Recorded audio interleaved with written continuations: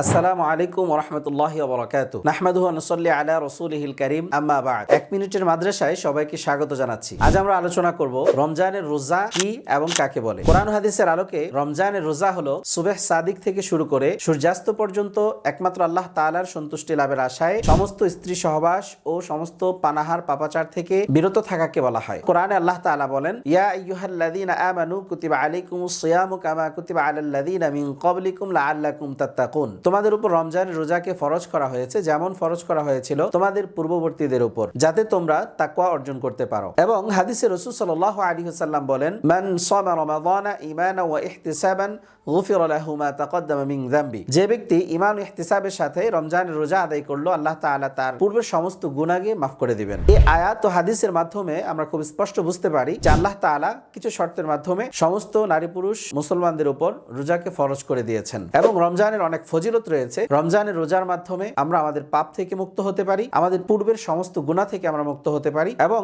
আল্লাহ তাআলার নৈকট্য অর্জন করতে পারি। এজন্য আসুন আমরা সকলেই রমজানের রোজা রাখার মাধ্যমে আমরা পাপ থেকে মুক্ত হই। আল্লাহ তাআলা আমাদের সকলকে তৌফিক দান করুন।